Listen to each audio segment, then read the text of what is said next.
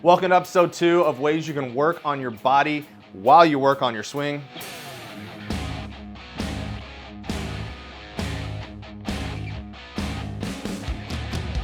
This episode is going to be all about the hips. We all know that the hips are probably the most important muscle in the golf swing. Remember watching Happy Gilmore? Chubbs always said, it's all in the hips, baby. What I really like to do, and if you want to revert back to episode 1 where I really intro what we're doing here, is I'm working with my swing coach, Justin Kraft, Crafty Golf with a K, and one thing we're really working on is the hips. And again, this is something that so many golfers, especially men, need help with in their swing. So what I like to do is when I'm working on my swing here in the bay is doing a few drills that can help me immediately in the swing. And then later on in the video, I'm gonna take you into my gym and show you some more hip mobility drills that you can do while you're at the gym to really make that hip mobility stick. Obviously, so many things going on with our hips and our backswing. We internally rotate. In our downswing, we externally rotate the right hip, and then it's the exact opposite on the other side. So many people lack that. You'll see us, turn your feet out to get more of that. Just working on the hips helps prevent lower back pain. It's a more efficient swing. You'll hit the bar farther, so on and so forth. Helps exercise in the gym. I mean, the hips need to be worked on, period. Again, what I really like to do here in the bay that's easy to do and that can carry over immediately back into practice. So I've got my golf bag here. I've got some things on the wall that I could use that are sturdier than my golf bag, but I'm just gonna act like you guys are out on the range and you don't have anything available to do. This is a great exercise. I'm gonna link below a full video I did of this in my door frame at home. So if you're at home, this would be something you do every single day. So I'm really just going to go into my swing. So golf posture, I'm going to turn, pushing into the ground. And then what I want to do is when I get to my in range, I want to push for a little bit more. And I need something externally to do it. So I'm gonna push into my golf bag, push, rotate, and now I'm pushing into my golf bag, down into my clubs, and I'm getting even further than I can just on my own. So that's how far I can get on my own. And now I'm a little bit deeper. It's a big stretch in your hip. You're gonna feel it on the inside of your legs, even some in the glutes. So we just go here, push, really kind of dig for more, if you will. Do about 6 to 10 of those where you're really pushing your mobility. You're driving your foot into the ground. Like think about my big toe pushing into the ground, getting deeper into my hip. But we also want to be able to do that in our swing. So I just want to do a few where I'm going light on the club press and just seeing if my body can adapt to more, because we're not gonna be pushing ourselves through that range with a bag behind us in our swing, right? So we've got to be able to do it without it. So we're gonna get here and just push in there. You can add a little tap there, maybe not on this one. And I'm really just trying to get deeper into that hip. You're gonna feel it here. And then do it again on your downswing. So you just switch sides. And same thing. So I want to push here, and I'm gonna push my clubs away. And still, since we are trying to make this carry over to the swing that we're gonna do here in a second, I don't mind this really being super golfy. Sometimes in the gym, we get a little too carried away with the golf-specific movements. But this is gonna be one I'm immediately gonna swing a golf club and hit a golf ball. So this can be super golfy. So one thing I'm working on is, even though I get here, I want to keep the hip relatively back, big turn. I want to get the extension, I want to keep my legs straight, and then I need that side bend. And then one of my problems is I get too far over. So I want to kind of stay back behind the ball, push, get here, push. You can even take this arm back if you want. So I'm going to go back to really help me, and I can still push with my right hand. And again, if you want to get up to a wall or anything that's sturdy around, you can do that. So now again, I've done that. Let's say I've done that 6 to 10 times where I'm really pushing into that hip. I'm allowing my foot to roll, if you remember from episode 1. And then let's do it without it. So now we just go there.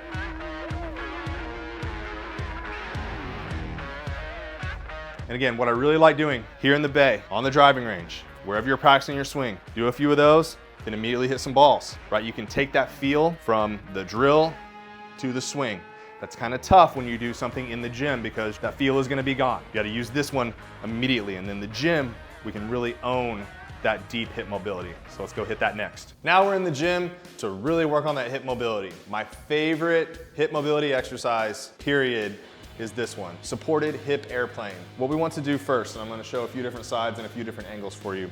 We want to kick back, and I like to have something to hold on to, either a wall, This is my squat rack, anything, door frame to hold on to, so that way you can really focus on the mobility and not focus too much on the balance. We are gonna remove one leg off the ground, so you will be standing on one leg, but balance isn't the goal, hip mobility is. And you could grab one with both hands. I'm probably gonna talk with this hand. So what I want you to do, basically hinge back if you were doing a single leg deadlift. You know, a single leg deadlift kind of looks like that. So we're gonna go into that single leg deadlift position. I even like to put my hand on my hips sometimes so I can really feel what I'm working on. And the hip airplane is we are going to dive our hip. Doesn't look like a ton of movement, I know. And so basically if you can think about it, I'm slightly hinging back like I would in a deadlift, and I'm just feeling this glute fire. And if you can imagine what the hip looks like, it's a ball and socket joint.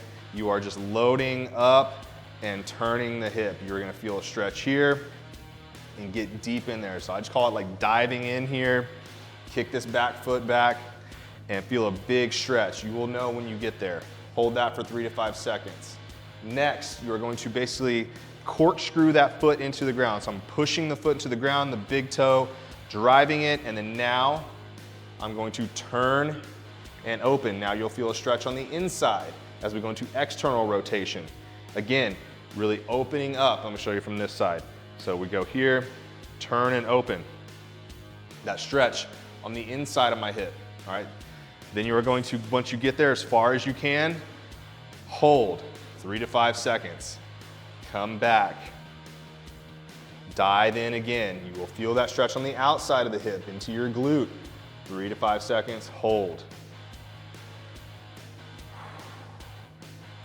That is my favorite. I would do that in the range too, but the other one just is so much more swing feel. That won't be a huge swing feel, but that one, do it 3 times a week if you want. That is a great hip exercise. All right, this is going to be a pigeon pose, modified with an incline bench and a cable. So you could use a band instead of a cable, and so I just call this a cable-loaded pigeon. Pigeon pose you can do on the ground like they do in yoga if you just want a good stretch, but you're gonna bring one leg up here onto the bench. It's roughly about a 45-degree angle. I'm gonna keep the other foot here on the ground. Then from here, I like to go cross arm, so my right leg is up, so I'm gonna grab the handle with my left arm, and then we're going to hinge back again into that hip. Big stretch. And come back up. So what I like to think about here, squeezing the glutes, hinge almost like a deadlift. So I'm pushing the hip back. That's getting me a big hip stretch. Go slow all the way to that end range. Hold for a couple seconds. And then push your knee and your foot into the bench. Drive and open up. And repeat. So I'm a firm believer in adding some type of resistance into your mobility because we need strength too. Usually we are weak through that range of motion, so adding a band, adding a cable, you could hold a dumbbell or something or a plate across your chest if you wanted to.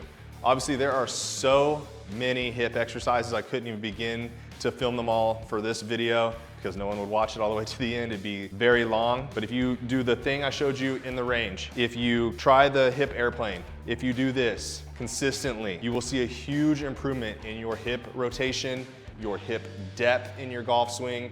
Maybe it'll help you prevent early extension, but you would need a swing coach. What I like to say is you give that swing coach a blank canvas to work with, they're gonna give you a great swing. If you come in with tight hips, you're gonna have a hard time. Thank you guys for watching. I hope you enjoyed this video. Make sure you subscribe and follow for more.